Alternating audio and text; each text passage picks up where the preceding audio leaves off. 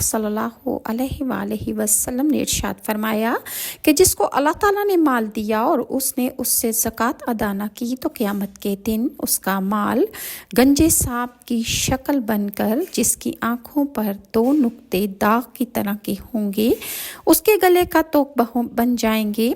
फिर इसकी दोनों बाछें पकड़ कर कहेंगे मैं तेरा माल हूँ, मैं तेरा ख़जाना हूँ।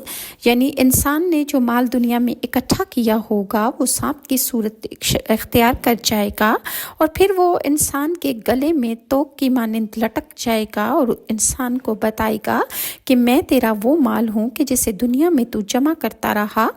फिर रसूलुल्लाह सल्लल्लाहु अलैहि वसल्लम ने ये आयत तिलावत फरमाई कि जिन लोगों को अल्लाह ताला ने अपने फ़ज़ल से माल दिया है और वह बखीली करते हैं तो अपने लिए ये बुखल बेहतर ना समझें बल्कि उनके हक़ में बुरा है। अनकरीब क़यामत के दिन ये बखीली इनके गले का तोक बनने वाली है। इस हदीस को बुखारी ने रिवायत किया है। इसी तरह जो लोग ज़कात अदा नहीं करते और सोने चांदी को इकट्ठा करने का उनकी ज़िंदगी का मकसद होता है तो उनको आखिरत में किस तरह सज़ा मिलेगी, इसके बारे में हज़रत अबू हुरैरा कहते हैं कि रसूलुल्लाह सल्लल्लाहु अलैहि वसल्लम ने इरशाद फरमाया जो शख्स सोने और चांदी का मालिक हो लेकिन इसका हक़ यानी ज़कात अदा न करता हो तो क़यामत के दिन इस सोने और चांदी की तख्तियाँ बनाकर उसको जहन्नुम की आग में गर्म किया जाएगा। फिर इन तख्तियों से इनके पहलू, पेशानी और पीठ को दागा जाएगा। जब कभी ये तख्तियाँ गर्म करने के लिए आग में वापस लाई जाएंगी तो दोबारा अज़ाब देने के लिए लौटाई जाएंगी।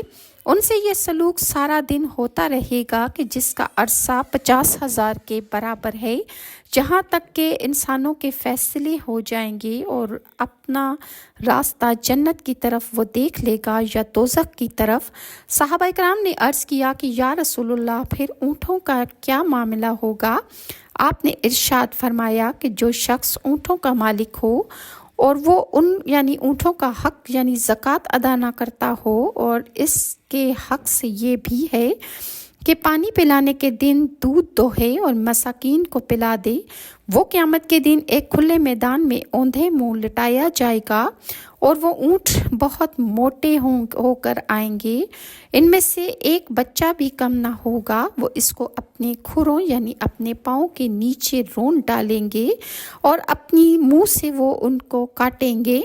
जब पहला ऊँट ये सलूक करके चला जाएगा तो दूसरा ऊँट आ जाएगा, उससे ये